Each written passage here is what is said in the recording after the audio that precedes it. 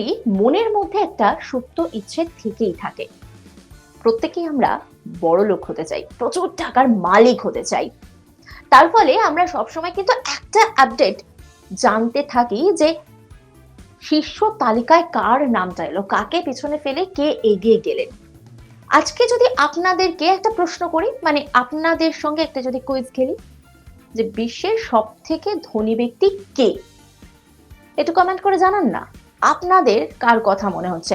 আমি কিন্তু শুধুমাত্র এখনকার সময়ের কথা বলছি না, বেশ পুরনো সময় থেকে নিয়ে এখনো পর্যন্ত সময়কাল অবধি বলছি যে বিশ্বের সব থেকে ধনী ব্যক্তি কে। নিশ্চয়ই আপনাদের মাথায় বিল গেটসের নাম আসছে বা জেফ বেজোসের নাম আসছে, কিন্তু আমি যদি বলি উত্তরটা একেবারেই ভুল, কি অবাক হয়ে যাবেন তো? ভাববেন কি বলছি, কোনো একটা ভুলভাল কথা বলছি, কিন্তু এটাই সত্যি। তাহলে এবার সর্বকালের ধনী কে? এমন কেউ যার সম্পত্তির পরিমাণের ধারের কাছেও বিল গেটসরা যেতে পারবেন না, এমনকি ইতিহাসের কোন রাজাও সেই জায়গা ছুঁতে পারবেন না। ভাবুন তাহলে সেই ব্যক্তিটাকে। এমন কেউ যার কৃতদাস পরিচারকরা পড়ে থাকতেন 1.5 কেজি ওজনের সোনার গয়না। ধনসম্পদের নিরিখে পৃথিবীর সবচেয়ে সম্পদশালী রাজা ছিলেন তিনি। শুনে নিশ্চয়ই অবাক হচ্ছেন। আজ আপনাদেরকে তার কথাই বলবো। তার কথা জানতে গেলে আপনাদেরকে আমার সঙ্গে থাকতে হবে, গোটা ভিডিওটা দেখতে হবে। আর তার সঙ্গে কি করতে হবে, কেমন লাগলো সেটা অবশ্যই কমেন্ট করে জানাবেন, লাইক করবেন, শেয়ার করবেন, সাবস্ক্রাইব করবেন। হোয়াটসঅ্যাপেও কিন্তু আমরা রয়েছি, তাই সেখানেও নজর রাখতে পারেন। ফোর্বস ম্যাগাজিন অনুসারে 2018 সালে বিশ্বের সবচেয়ে ধনী ছিলেন আমাজনের সিইও জেফ বেজোস, $112 বিলিয়ন। তারপর মাইক্রোসফট অধিকর্তা বিল গেটস, $90 বিলিয়ন, এবং মার্কিন সংস্থা বার্কশায়ার হাথাওয়ের অধিকর্তা ওয়ারেন বাফেট, $84 বিলিয়ন। ভারতের মধ্যে সবচেয়ে ধনী, এক কথায় আমরা বলে দিই মুকেশ আম্বানি, $39 বিলিয়ন। আর যার কথা হচ্ছে সর্বকালে সেই সবচেয়ে ধনী ব্যক্তির সম্পত্তির পরিমাণ কত বলুন তো, একটু আন্দাজ করে বলুন তো কত হতে পারে? $400 বিলিয়ন। নিশ্চয়ই শুনে অবাক হলেন, এত টাকা! কোন দেশের মানুষ তিনি, নিশ্চয়ই জানতে ইচ্ছা করছে। তার সঙ্গে আপনাদেরকে বলি, আমি তো নিশ্চয়ই বলবো যে তিনি কোন দেশের মানুষ, শুধু এইটুকু বলতে পারে তিনি কিন্তু ভারতবর্ষের নয়। তাহলে ভারতবর্ষের সব থেকে ধনী ব্যক্তি কি? মুকেশ আম্বানি। তিনি তো এই সময়, কিন্তু এমন একটা সময় যে সময় তিনি ইংরেজদেরকেও ধার দিয়েছিলেন। শুধু তাই নয়, তিনি রাজা ঔরঙ্গজেবকেও টাকা ধার দিয়েছিলেন। কি নাম তার? কোথা থেকে পেতেন তিনি এত টাকা?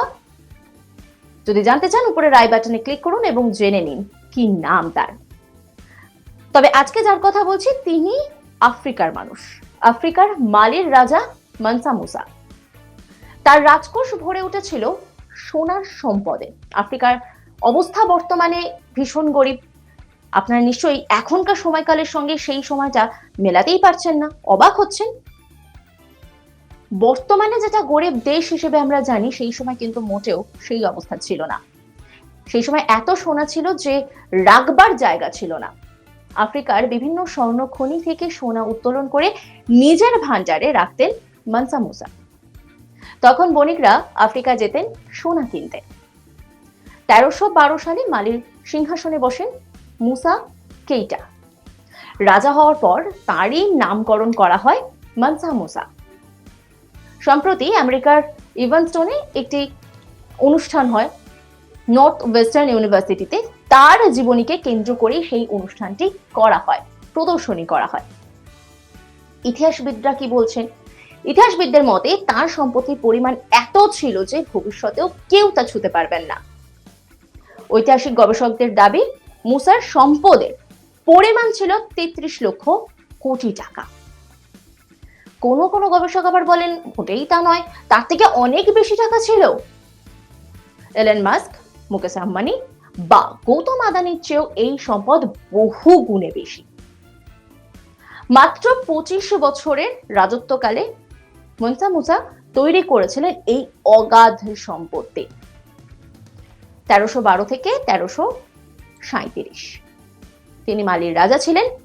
ক্ষমতায় আসার পর নিজের সাম্রাজ্যের বিস্তৃতি তিনি ঘটিয়েছিলেন। Senegal, Gambia, Guinea, Burkina Faso, Mali, নাইজেরিয়ার উপর তিনি আধিপত্য বিস্তার করেন। রাজা মুসা হজ করতে যান 1324-এ। তার হজ করতে যাওয়ার সময় তার সঙ্গে কি কি ছিল জানেন? শতাধিক উট, 12,000 চাকর বাকর, 8,000 অনুগামী। হজ যাত্রার সময় মিশরের গাজার পিরামিডের সামনে তার একটি বিশাল তাঁবু পড়ে। গিনি, সেনেগাল ও গাম্বিয়া জুড়ে বিস্তৃত ছিল মানসা মুসার সাম্রাজ্য। মানসা মুসার মৃত্যু হয় 1337-এ। তার কৃতদাস ও পরিচারকরা পরে থাকতেন 1.5 কেজি ওজনের সোনার গয়না। তিনি তার মানে কতটা বড়লোক ছিল একবার ভাবুন, কারণ তার কৃতদাসী 1.5 কেজি ওজনের সোনা গয়না পরে থাকতেন। ধনসম্পদের নিরিখে পৃথিবীর সবচেয়ে সম্পদশালী রাজা ছিলেন তিনি। আফ্রিকার মালির রাজা মানসা মুসা। তার রাজকোষ ভরে উঠেছিল সোনার সম্পদে। এত সোনা ছিল যে তার সেই সম্পদ রাখবারই জায়গা ছিল না। আফ্রিকার মালির মতো এত গরিব দেশের রাজা কিভাবে সর্বকালের সবচেয়ে ধনী ব্যক্তি হলেন? নিশ্চয়ই এই প্রশ্নটা আপনাদের মাথায় আসছে, কারণ এই মুহূর্তে আমরা জানি আফ্রিকার কি অবস্থা। কিন্তু সেখানকারই রাজা এত বড় লোক ছিলেন যে তাকে টেক্কা দেওয়া হয়তো ভবিষ্যতেও কারোর পক্ষে সম্ভব নয়।